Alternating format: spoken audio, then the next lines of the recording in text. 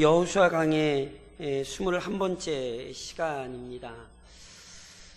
기억하셔야 되는 아주 중요한 신앙의 내용이 있습니다. 여호수아서가 가르치는 내용이죠.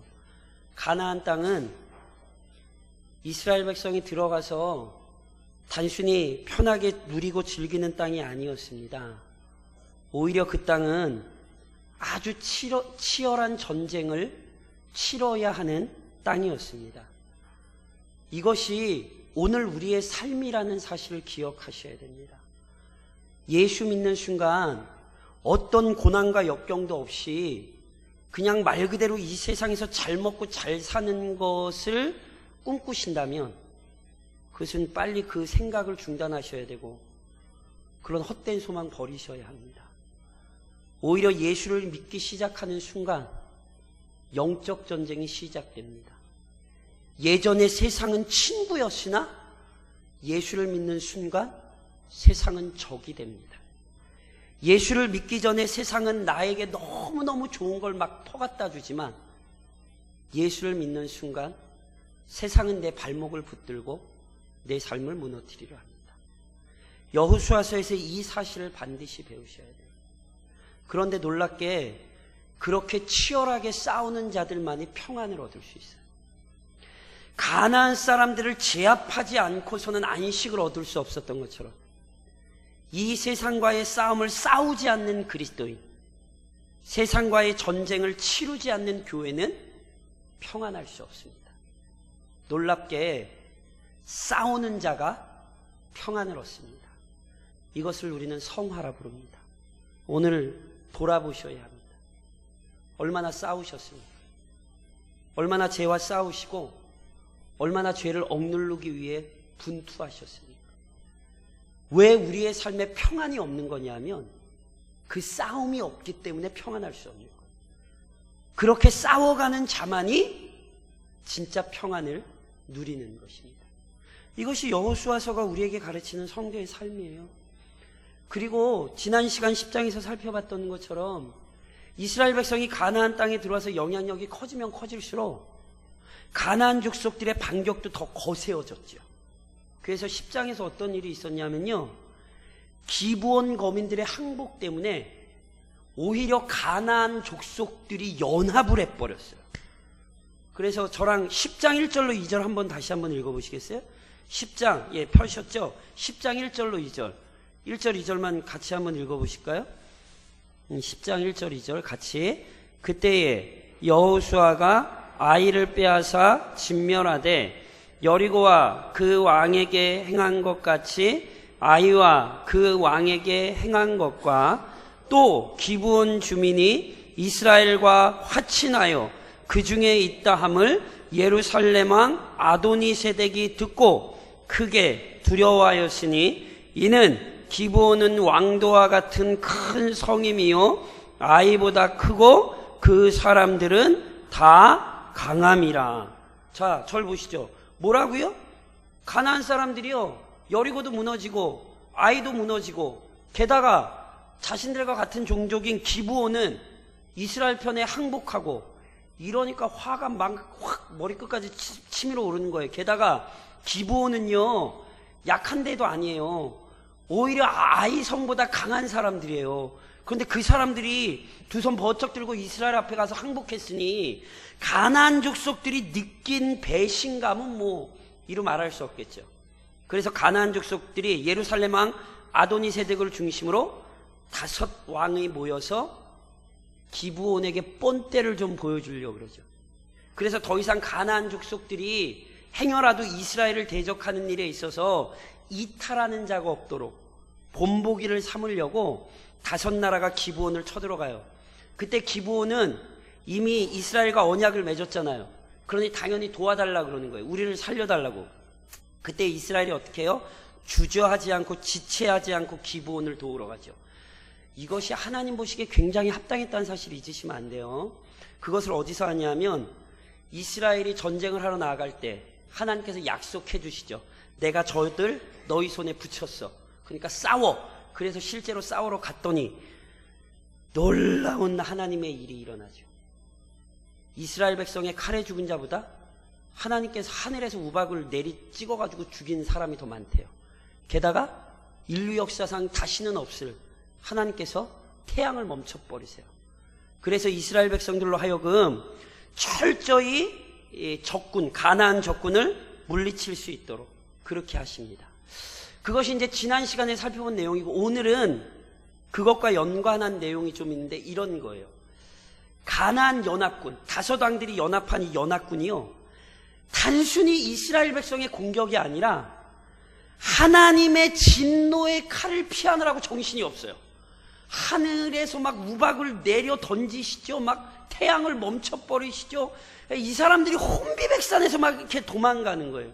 그런데 이게 도망가는 게 쉽지도 않잖아요. 왜냐하면 하나님 막 우박 던져서 죽여버리시니까. 그래서 막 이 치열한 전쟁터의 혼란한 틈을 이용해서 우두머리 다섯 왕들이요, 동굴 속에 들어가 이렇게 숨는 거예요.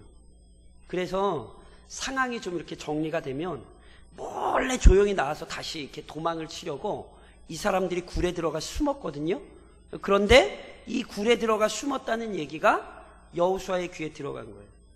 여호수아가 그 얘기를 알자마자 우선 일부의 사람들을 그 동굴 앞에 동굴을 막아놓고 지키게 하는 거예요.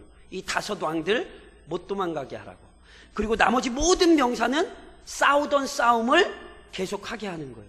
아, 이거 굉장히 지혜로운 거예요. 고대 사람들은 왕을 제압하면 전쟁이 끝났다고 생각을 하거든요. 맞아요. 왕을 잡아버리면 다 끝난 거죠. 그런데 보세요. 이스라엘의 싸움은 단순히 왕을 잡는 싸움이 아니잖아요. 이스라엘은 가나안 족속을 뭐 해야 되죠? 멸해야 되잖아요. 그렇죠? 그러니까 지금 왕 잡힌 걸로 만족을 안 하는 거예요. 어찌됐건 이 사람들을 다 진멸해야 되니까 여호수아가 지혜롭게 우선은 빨리 다 싸워서 무찌르라고. 그래서 이스라엘 백성들이 열심히 싸워요. 그래서 저희 오늘 성경에 보면 자신들의 견고한 성읍으로 도망간 몇 사람 빼놓고는 거의 대부분 이스라엘 백성들이 진멸했던 것 같아요. 그런데 그렇게 끝나고 나서 도망갈 놈들을 다 도망가고 전쟁의 정리가 되고 나서 여호수아가 동굴 앞에 온 거예요. 그리고는 뭐 해요? 야, 5명 왕들 불러내, 그러는 거예요. 그래서 동굴 속에 갇혀있던 5명의 왕들이 여호수아와 이스라엘 백성 앞에 이제 끌려오는 거죠. 그러자 여호수아가 하나 시키는 게 있어요. 저랑 24절을 한번 읽어보시겠어요? 오늘 10장 24절에 보면 이스라엘 백성 앞에서 여호수아가 이스라엘 장군들에게 시키는 게 좀 있어요. 같이 읽겠습니다. 24절. 그 왕들을 여호수아에게로 끌어내매 여호수아가 이스라엘 모든 사람을 부르고 자기와 함께 갔던 지휘관들에게 이르되 가까이 와서 이 왕들의 목을 발로 밟으라 하매 그들이 가까이 가서 그들의 목을 밟으매. 26절로 27절까지 같이 한번 또 읽으실까요? 26절로 27절. 그 후에 여호수아가 그 왕들을 쳐 죽여 5 나무에 매달고 저녁까지 나무에 달린 채로 두었다가 해 질 때에 여호수아가 명령하매 그들의 시체를 나무에서 내려 그들이 숨었던 굴 안에 던지고 굴 어기를 큰 돌로 막았더니 오늘까지 그대로 있더라. 예, 절 보시죠. 여호수아가 전쟁이 좀 정리가 된 다음에 다시 동굴 앞으로 와서 왕들을 끌어내는 거예요. 그리고 이스라엘 백성이 전체 보는 앞에서 자신과 함께 앞서 싸웠던 장수들을 불러서 끌려온 5 왕들의 목을 밟게. 그걸로 끝나지가 않았죠. 그 이후에 5 왕들의 목을 쳐서 나무 십자가 나무에 매달아 저녁까지 뒀다가 그들의 시체를 내려 동굴 속에 넣는 이런 장면이 기록되어 있죠. 혹시 제네바 협약이라고 들어보셨어요? 제네바 협약. 제네바 협약이라는 게 크게는 4부분이 있는데요. 그 중에 한 부분이요, 포로에 대한 규례예요. 포로에 대한 규례. 그러니까 포로도, 전쟁 중에 포로도 함부로 대하지 좀 말자. 이게 국제적으로 맺은 조약이거든요. 적십자 조약이라고도 하죠. 그런 시선에서 보면 오늘 본문은 굉장히 좀 무식해 보여요. 아니, 아무리 전쟁에서 졌다기로서니 그 포로 잡았으면 좀 잘 대해주지. 그 사람들 창피하게 왕들인데 그 백성 앞에서 발로 밟고 목에 목 따가지고 나무에 걸고, 이렇게 생각하시면 절대 안 돼요. 이렇게 생각하시면 절대 안 돼요. 이것은 진짜로 스스로를 옳은 채 하는 인간의 교만한 시선, 인본주의적인 시선에서 보시면 안 되고 철저히 성경적인 관점으로 이 사건을 이해를 하셔야 돼요. 어떻게요? 여호수아는 지금 이 사건 속에 왕들의 목을 밟고 그들을 나무에 매달고, 이 사건 속에 우선 뭘 정확히 기억시키는 거냐면, 저를 좀 한번 따라 하시겠어요? 죄의 결과. 그렇죠. 이걸 기억하셔야 돼요. 앞서 계속 설명드렸죠. 가나안 정복전쟁은요, 이 민족을 그냥 다른 민족 죽이고 남의 땅 빼앗고, 이렇게 생각하시면 큰일 나요. 가나안 정복전쟁은 그런 전쟁 아니에요. 가나안 정복전쟁이란 가나안 사람들에 대한 하나님의 공의로운 심판이에요. 이것을 이렇게 이해를 하셔야지 다르게 이해하시면 안 돼요. 그러면 이 사건은 굉장히 이상해져요. 이스라엘 백성들은 굉장히 인정도 없고 아주 치졸한 사람들이 돼버리고, 하나님은 아주 끔찍한 분이 된다니까요. 이 사건은, 가나안 정복전쟁은 처음부터 말씀드렸듯이 철저히 죄에 대한 심판이란 말이에요. 이 사람들은 지금 자신의 죄에 대한 심판을 받는 것이고, 여호수아는 그 죄의 결과를 이스라엘 백성들 앞에 정확히 제시하고 있는 거예요. 봐라, 너희 눈으로 죄의 결과가 도대체 무엇인지 이것을 잊지 말아라. 그리고 이 사건을 기록하여 오늘 우리에게 동일하게 그걸 얘기하고 있는 거라니까요. 특별히 왕들의 목만 밟은 게 아니라 왕들을 죽여서 나무에 달았잖아요. 언제까지? 해지기 전까지. 그렇죠? 해질 때에 내려서 굴에 넣었잖아요. 왜 그랬게요? 아세요? 이게 모세의 율법에 나온 거예요. 신명기 21장에 보면 나무에 달아 죽이는 형벌이 나와요. 그런데 나무에 달아 죽이는 형벌의 의미는 뭐냐면 하나님의 저주를 받은 죽음을 상징해요. 그러니까 이 사건을 교만한 인본주의적인 관점으로 어떻게 이럴 수 있어, 이렇게 생각을 하시면 안 되고, 하나님은 죄를 심판하시는 분이구나. 하나님은 철저히 죄에 대해 진노하시는 분이구나. 이것을 성경이 가르치고 있는 것이고, 이스라엘 백성은 이 장면을 통해 이걸 기억했어야 하는 거예요. 물론 이스라엘은 이 사건만이 아니라 지금까지도 여러 사건을 통해 이 사실을 기억을 했죠. 실은요, 이스라엘 백성이 광야에 있을 때 어떤 일이 있었습니까? 애굽에서 나온 1세대는 광야에서 다 죽었잖아요. 왜요? 그들의 죄에 대한 심판으로. 오죽하면 시편 기자가 하나님의 진노 중에 이스라엘 백성이 광야에서 죽었다고 그렇게 표현을 할 정도로. 이미 가나안 땅에 들어와서도 이스라엘 백성은 하나님의 진노가 얼마나 무서운지를 경험을 했어요. 아간 사건이잖아요. 아간 사건. 아간은요, 광야에서 안 죽었어요. 아간은 가나안 땅에 들어왔어요. 그쵸? 그런데 가나안 땅에 들어왔지만 가나안 땅 못 누렸어요. 왜요? 하나님이 손대지 말라는 것 손댔잖아요. 그래서 이스라엘 백성들이 아간을 죽이고도 돌무더기를 쌓아놨죠. 왜요? 저거 봐라, 잊지 마라. 하나님께 불순종한 결과는 죽음이야. 하나님은 죄에 대해 진노하시는 분이야. 이미 계속 기억하고 있잖아요. 그러니까 이 사건도 그렇게 이해를 하셔야 되는 거예요. 여호수아가 이 5 왕들을 처형하는 장면 속에서 다시 한번 이스라엘 백성들에게 명심시키는 거예요. 봐라, 죄의 결과가 얼마나 끔찍한 것인가. 더 나아가서 여호수아가 이 사건을 통해 이스라엘 백성들에게 기억시키는 것은, 저를 다시 한번 따라 하시겠어요? 마음을 담대하게. 예, 바로 그거예요. 저랑 안 읽으셨는데 25절 한 번만 읽으시겠어요? 25절. 장군들을 통해 왕의 목을 밟게 했죠. 그 다음에 25절 같이 시작.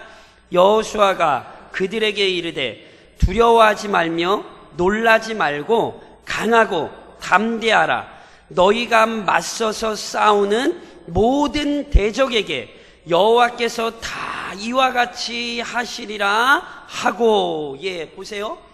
왕들 끌어냈어요. 그리고는 백성들 전체가 보는 앞에서 장군들을 통해 목을 밟으라 그래서 장군들이 목을 밟았어요. 목을 밟는다는 건 완전한 제압을 상징하는 거예요. 그러니까 그 적군들이 이스라엘의 권위에 완전히 복속되었음을 나타내는 거예요. 그때 여호수아가 장수들과 모든 이스라엘 백성들이 듣도록 하는 거예요. 뭐라고? 두려워하지 말며 놀라지 말고 강하고 담대하라. 왜요? 하나님께서 지금 너희 발로 이 왕들을 밟게 하신 것처럼 이것으로 끝나는 것이 아니라 앞으로의 모든 싸움에서 하나님께서 너희에게 이런 승리를 주실 거라는 거예요. 그러니 이스라엘은 두려워하실 필요가 없는 거예요. 제가 말씀드린 이건 이스라엘에게 굉장히 중요해요. 왜냐하면 이스라엘 백성은요 400년 동안 종살이를 하던 사람들이에요. 그렇죠? 이 사람들은 전쟁에 훈련된 사람들이 아니에요. 400년 동안 애굽에서 탈출을 준비했던 사람들도 아니에요. 얼떨결에 갑자기 모세 오고 하나님께서 10가지 재앙 일으키시고 그래서 6월절 그날에 정신없이 허겁지겁 애굽 땅에서 나온 사람들이에요. 그리고는 광야에서도 40년간 떠돌았던 사람들이에요. 이 사람들은 40년간 무슨 정규적인 군사훈련을 받은 사람들이 아니라니까요. 그런데 그 사람들이 지금 누구와 싸우는 거냐면 이미 수차 말씀드렸듯이 당시 최고의 전투력을 가진 사람들과 싸우는 거예요. 그러니까 요즘 말로 하면 핵폭탄, 수소폭탄 뭐 이런 거 다 있는 애들이랑 싸우는 거란 말이에요. 무기가 하나도 없는데. 그러니 이게 얼마나 두렵고 떨리는 싸움이냔 말이에요. 그래서 이스라엘 백성들 마음에 두려움이 없을 수 없는 거거든요. 그런데 하나님께서 두렵지 않을 수 없는 그 이스라엘 백성들에게 다시금 이 사건 속에서 담대한 믿음을 허락하시는 거예요. 특별히 이스라엘 백성이 가나안 정복 전쟁을 진행하는 이 방법이, 이 과정이 굉장히 지혜로워요. 무슨 말씀이냐면 요단강을 건너면 가나안 땅이라고 말씀을 드렸잖아요. 그렇죠? 요단강을 건너서 가나안 땅에 들어왔어요. 가나안에서 첫 번째로 싸운 사람들이 누구예요? 별로 싸우고 싶지가 않으시죠? 그래서 기억이 가나안 땅 들어와서 첫 관문이 여리고성이고 두 번째가 아이성이잖아요. 요게 중부지방이에요. 그러니까 가나안 땅에 중부지방으로 치고 들어오는 거예요. 그래서 가나안 땅의 우선 중심부를 이스라엘 백성이 점령해요. 기드온은 어디냐 하면 남부에 속해요.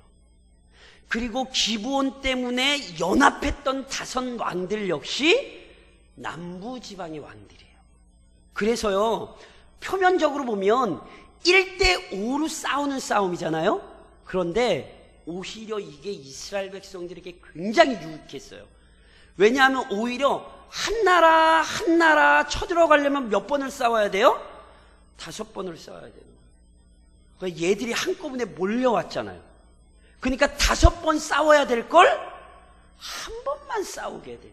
물론 전쟁으로 한 번 뭐 이렇게 표현할 수는 없습니다. 어찌됐건 그래서 5 연합군이 모여 싸움을 하고 오늘 저랑 읽지 않으시지만 그래서 10장 하반부에 보면 그 남부지방에 대한 점령하는 얘기가 다 나오는 거예요.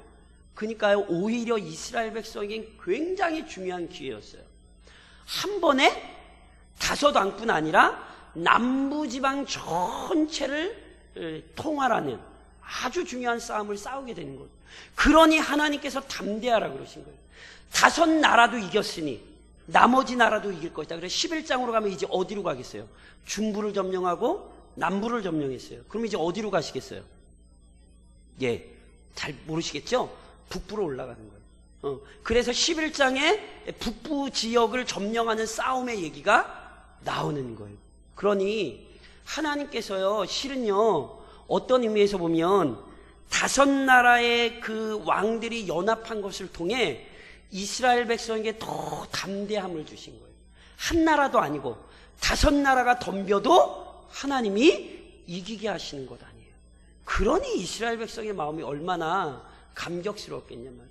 그래서 하나님이 이 사건 속에 다시금 확신시키신 거예요. 봐라, 어떤 적들도 너희를 막을 수 없다. 강하고 담대하라. 하나님이 그렇게 확신을 주시는 거죠. 또 하나, 이 사건에 아주 중요한 의미가 있어요. 죄의 결과도 보여주고 이스라엘 백성들에게 담대함도 주는 것이죠. 그걸로 끝나는 게 아니라 주변의 가나안 족속들에게 아주 중요한 경고가 되는 거예요. 그래서요, 제가 예전에도 말씀드렸잖아요. 이스라엘 백성이 항상 전쟁을 할 때 이 가나안 다른 족속들이요, 정탐꾼을 보낸단 말이에요. 이게 고대의 사회의 특징이에요. 그러니까 그 전쟁이 어떻게 진행이 되는지, 어떻게 그것들이 지금 잘 이루어지고 있는지를 자기 나라의 정탐꾼을 보내서 그 상황을 다 파악을 한단 말이에요. 왜요? 그래야 대비를 하죠. 그래서 아시는 것처럼 광야에서 있었던 일, 여리고성 무너진 일, 아이성 무너진 일, 가나안 사람들이 알아요, 몰라요? 다 알잖아요. 그걸 아는 이유가 정탐꾼들을 보내서 그걸 막 다 정탐하고 있는 거예요. 자기 나라에 가서 얘기하는 거, 이렇게 싸웠는데 이렇게 싸워가지고 이렇게 해서 이렇게 됐다고. 그러니까 지금 이 5나라와의 싸움도 실은 다 보고 있단 말이에요. 그러니 여호수아가 이것을 통해 다른 가나안 사람들에게 경고하는 거예요. 그래서 실제로 오늘 저랑 읽으신 21절 다시 한번 읽어보시겠어요? 저랑 오늘 본문 처음에 읽으셨던 21절에 보면 이렇게 되어 있어요. 같이 읽겠습니다. 모든 백성이 평안히 막게다 진영으로 돌아와 여호수아에게 이르렀더니 혀를 올려 이스라엘 자손을 대적하는 자가 없었다. 누가 없대요? 혀를 올려 이스라엘 자손을 대적하는 자가 없대요. 누가 그랬다는 거예요? 가나안 사람들이 그랬다는 거예요. 그러니까 감히 함부로 나서지 못하는 거예요. 그리고 그걸 더 정확히 하려고 여호수아가 적장들을 나무에 매다는 거예요. 야, 똑똑히 봐. 우리 지금 하나님과 함께 이 땅을 점령하고 있다. 우리의 앞길을 막는 자들 다 저 사람들처럼 나무에 달릴 것이다. 가나안 사람들에게 하나님의 영광을 증언하는 것일 뿐 아니라 하나님께서 함께 하시는 하나님의 백성의 영광스러움을 제시함으로 말미암아 그들로 하여금 두려워 떨게 하는 거예요. 이것이 얼마나 영광스러운가를 보셔야 돼요. 함부로 하나님의 백성들을 대적할 수 없는 상황, 함부로 하나님의 백성과 맞설 수 없는 상황, 이것을 하나님이 주셨고 이것을 여호수아가 정확히 드러내는 것이죠. 이것이 오늘 10장의 내용이거든요. 그러면서 오늘 내용 속에 다시 한번 저랑 우리의 삶에 몇 가지를 좀 적용하셔야 돼요. 우선은 기억하셔야 될 게 있어요. 저를 좀 한번 따라 하시겠습니다. 죄의 결과를 명심하라. 제가 많이 말씀드렸죠. 우리 조국교회가 무너진 가장 결정적인 이유 중에 하나는 교회가 죄를 얘기 안 하는 거예요. 아니, 인생 살기도 험하고 어려운데 그 교회까지 와가지고 죄 거리고 죄인 거리고 세상도 각박한데 교회 와서 꼭 그런 얘기 들어야겠냐고. 좀 평안한 얘기해서 성도들 위로 얻고 돌아가게 해야 되지 않겠냐고. 그래서 조국교회가 망했다는 것 아십니까? 누님이 말씀드린 것처럼 성경은 죄를 가르쳐요. 그리고 성경은 우리에게 죄의 결과를 아주 적나라하게 드러낸다니까요. 잠언 14장에 어떤 말씀이 있는 줄 아세요? 미련한 자는 죄를 심상히 여겨도. 미련한 자들의 특징이 뭔지 아세요? 죄에 별로 신경을 안 써요. 이게 미련한 자의 특징이에요. 죄를 중요하게 생각하지도 않고 죄에 대해 깊이 그렇게 고민하지 않아요. 죄? 뭐 그런가 보지. 이렇게 생각을 한다고요. 이게 교회를 무너뜨린다니까요. 지금까지 가나안 땅 들어와서도 이스라엘 백성들이 이걸 놓칠 때마다 항상 문제가 됐어요. 아간의 사건이 뭡니까? 죄를 심상히 여긴 거잖아요. 그것이 한 사람의 얘기였으니까 아니라고 말씀드렸죠. 당시 아이성 전에 여호수아뿐만이 아니라 이스라엘 백성 전체가 교만한 마음을 품었어요. 그런데 그를 돌아보지 않았다니까요. 지금도 마찬가지예요. 죄의 문제를 중요하게 생각하지 않는 사람은 그리스도인으로 살 수 없어요. 죄를 심각하게 여기지 않는 교회는 능력 있는 교회가 될 수 없어요. 여호수아가 지금 적장들의 목을 밟게 해서 뭘 기억시키는가를 아셔야 돼요. 너희 죄의 결과 잊으면 안 돼. 여호수아서 1장에서 하나님께서 여호수아에게 주셨던 말씀 기억하세요? 율법책을 내 입에서 떠나게 말며. 왜 율법책을 떠나게 하면 안 돼요? 율법은 우리의 연약함과 허물을 드러내는 거거든요. 율법은 죄가 뭔지를 우리에게 정확히 가르치거든요. 그러니 그 율법책을 떠나면 안 되는 거예요. 율법책을 떠나는 건 죄를 떠나는 것이고 하나님을 떠나는 것입니다. 얼마 전에 이스라엘 백성들이 에발산과 그리심산에 서서 뭐 했어요?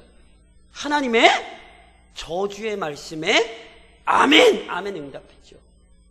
하나님 불순종하면 저주받습니다. 아멘! 이러고 받았죠. 이거 잊으면 안 돼요. 오늘도 마찬가지입니다. 죄를 잊으시면 안 돼요. 오늘 내가 혹시 생각으로 범한 죄 없는지 돌아보셔야 돼요. 내가 오늘도 말로 다른 사람을 해하지 않았는지, 다른 사람을 해코지하지 않았는지 돌아보셔야 된다니까요. 이걸 놓치면 지금 여호수아서가 우리에게 가르치는 교회의 정체성을 지금 잃어버리시는 거예요. 다시 한번 말씀드리지만 조국교회가 이것 때문에 지금 무너지고 있고 무너졌고 여전히 혼란스럽고 있어요. 그러니 죄의 결과를 명심하는 사람이 되십시오. 물론 그걸로 끝나면 안 돼요. 저를 좀 따라 하시겠습니까? 경고와 위로. 성경은요, 죄로 인해 경고와 위로가 동시에 가르쳐지게 했어요. 무슨 말씀이냐면, 자, 오늘도 보세요. 적장들의 목을 밟고 그것을 통하여 죄에 대해 아주 분명히 경고하고 있죠. 죄 지으면 이렇게 되는 거야. 그러니까 교회는요, 반드시 이걸 해야 돼요. 제가 가슴속에 항상 기억하는 아주 중요한 말씀이 하나 있어요. 예수님이, 제가 뭐 예전에도 뭐 이렇게 설교할 때 말씀, 누가복음 6장에 보면 예수님이 이런 말씀하셨어요. 모든 사람이 너희를 칭찬하면 화가 있도다. 그들의 조상들이 거짓 선지자들에게 이와 같이 하였느니라. 모든 성도들이 제 설교를 듣고 아우, 목사님 설교 너무 좋아요, 너무 좋아요 이러면 저는 설교 잘못하고 있는 거예요. 누군가는 제 설교 때문에 반드시 괴로워져야 돼. 누군가는 제 설교 때문에 막 몸부림을 쳐야 돼.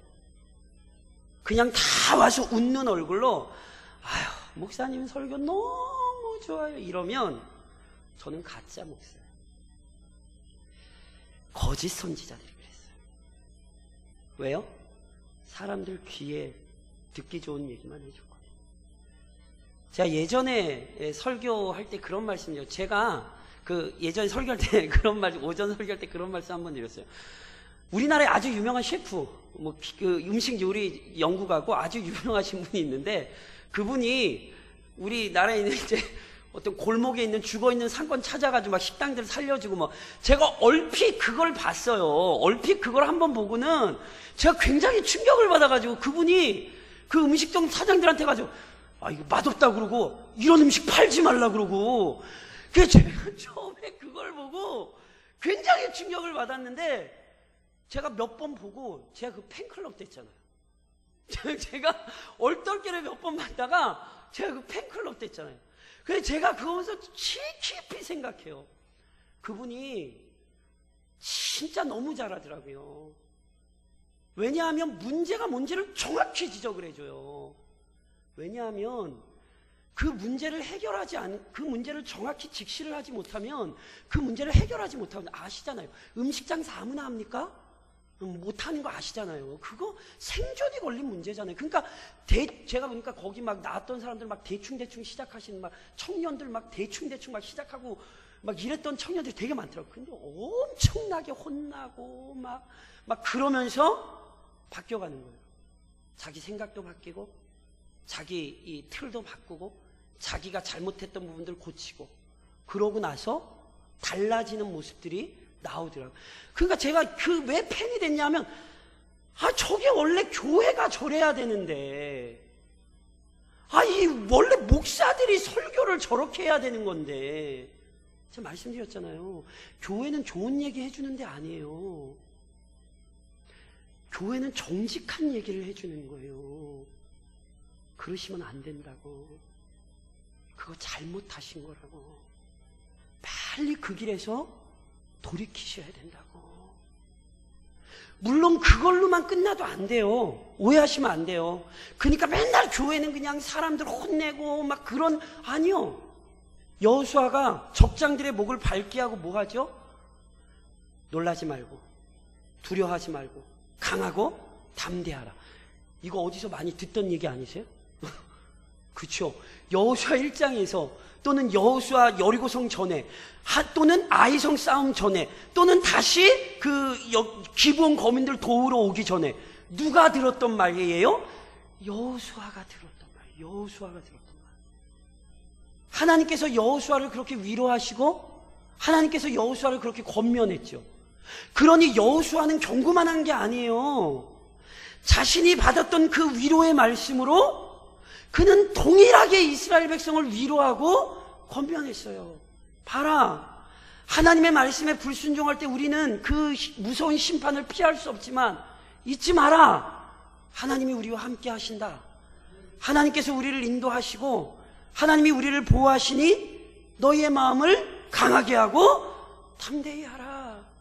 여호수아는 경고만 한 거 아니에요. 여호수아는 위로도 한 것이죠.